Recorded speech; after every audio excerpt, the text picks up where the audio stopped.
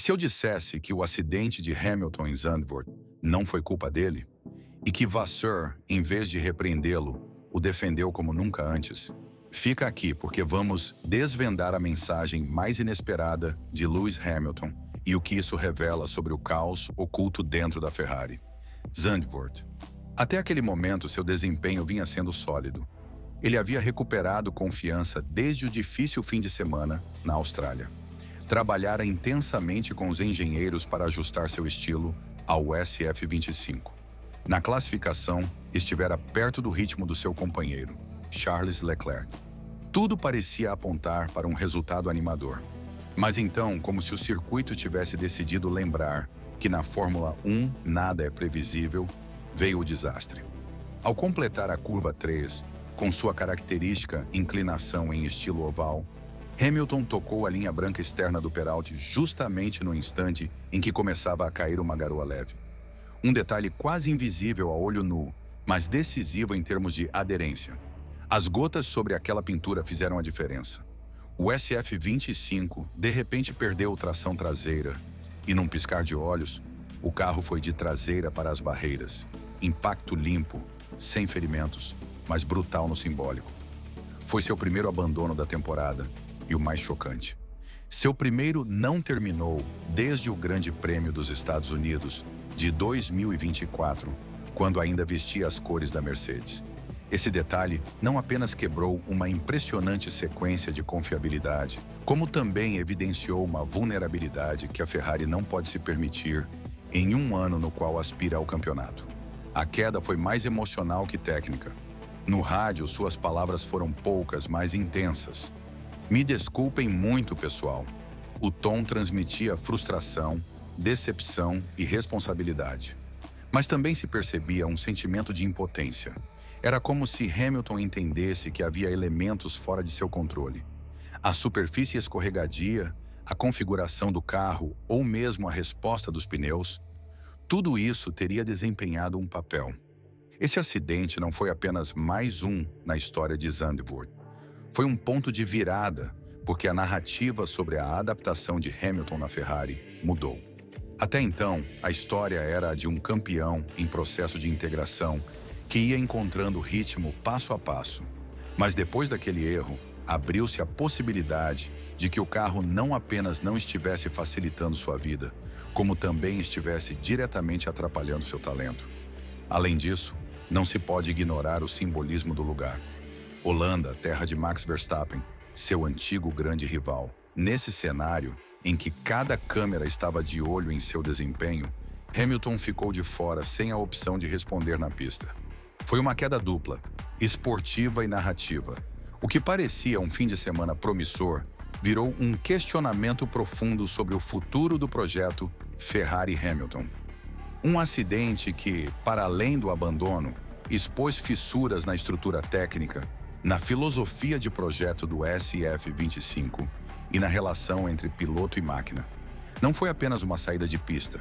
Foi o tipo de erro que gera efeitos dominó dentro de uma equipe que aspira a tudo.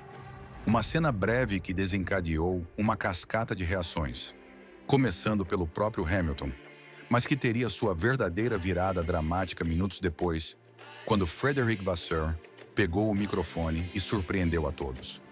Quando um campeão como Lewis Hamilton encara o fracasso, o mundo do automobilismo prende a respiração. Porque não é apenas um piloto tendo um dia ruim, é a imagem de um ícone, alguém que tem sido sinônimo de excelência, mostrando publicamente seu lado mais humano. E foi exatamente isso que aconteceu após o acidente em Zandvoort. Minutos depois de sair do carro, ainda com o eco do impacto ressoando nos muros e o paddock em silêncio, Hamilton rompeu aquele silêncio com uma declaração que, longe de maquiar a situação, a encarou de frente. Admitiu sentir-se surpreso, desconcertado e profundamente magoado. Não recorreu a desculpas nem procurou culpados. Apenas olhou para as câmeras e disse o que sentia. Com o rosto ainda tenso, afirmou: "O que aconteceu ali me pegou completamente de surpresa. Perdi a traseira no peralte e foi isso. Fora isso, tem sido um fim de semana realmente sólido. Sinto que fiz progresso no geral, na minha abordagem e em tudo. então sair com nada é definitivamente doloroso. O que veio depois do acidente foi, sem dúvida, um dos momentos mais desconcertantes e reveladores do Grande Prêmio.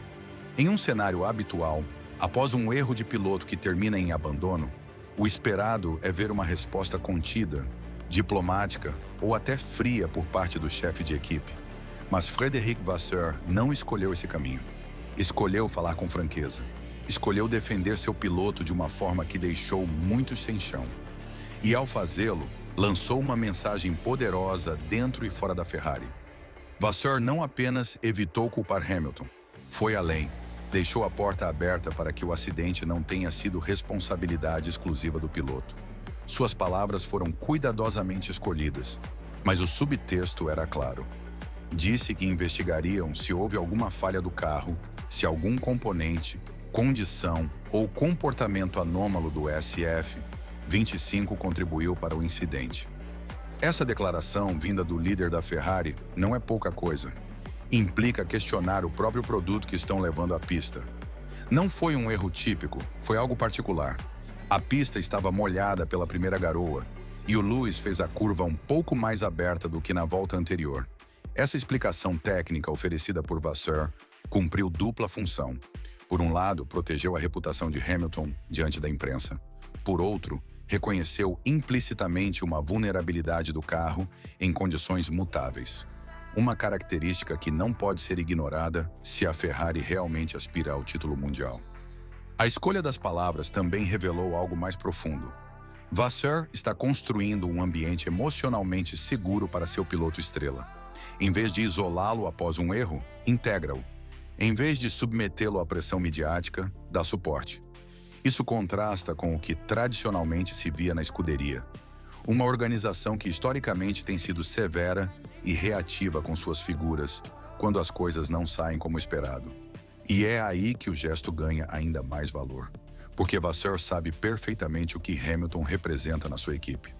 Não é apenas um piloto de elite, é uma figura global, um símbolo de constância, trabalho e liderança. Se a Ferrari quer atrair talentos, patrocinadores, estabilidade e uma visão vencedora, precisa proteger seu ativo mais valioso. E esse ato de apoio público foi um investimento estratégico nessa relação. Mas o ponto mais revelador veio quando ele falou do estado de espírito de Hamilton após o acidente. Segundo Vasseur, estava muito mais positivo do que nos últimos 4 ou 5 eventos. Essa afirmação carrega uma narrativa que poucos estavam vendo. Embora o resultado tenha sido um abandono, o processo, o trabalho interno do fim de semana, foi produtivo. A equipe vinha de uma sexta-feira complicada e conseguiu se recuperar. Hamilton mostrou ritmo, competitividade e envolvimento técnico. Foi isso que Vasseur escolheu destacar. Numa estrutura como a Ferrari, em que as pressões internas são imensas e a história pesa em cada decisão, esse tipo de declaração tem uma função maior do que a simples comunicação com a imprensa. São mensagens à equipe técnica, aos engenheiros, a Maranello. Vasseur está dizendo, sim, tivemos um erro, mas o piloto está fazendo a parte dele. Agora é o carro. Essa guinada na narrativa, em que o foco deixa de ser apenas o piloto e se estende à máquina, abre um novo capítulo na análise da Ferrari, porque põe na mesa a necessidade urgente de revisar o projeto do SF25, suas sensibilidades com os pneus, seu comportamento em superfícies mutáveis e, sobretudo, sua compatibilidade com o estilo de pilotagem de Hamilton. Em outras palavras, a defesa pública de Vasseur não foi apenas uma demonstração de lealdade. Foi um movimento calculado para proteger seu piloto, acalmar os ânimos internos e, ao mesmo tempo, enviar um sinal direto ao departamento técnico. O limite de responsabilidade está mudando, e o foco de melhoria já não é apenas o piloto. O que ocorreu em Zandvoort foi o sintoma visível de um problema que a Ferrari arrasta desde o início da temporada. O SF25, na sua configuração atual, não foi construído para Lewis Hamilton. E essa afirmação não é exagero emocional, fruto do abandono. É o resultado de uma análise técnica profunda, que vem revelando, a cada sessão, mais fissuras na relação entre carro e piloto.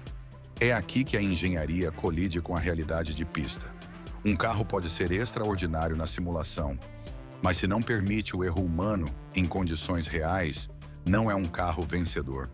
E, na F1 moderna, em que as margens de manobra são mínimas, um carro que não tolera condições variáveis é sentença de frustração.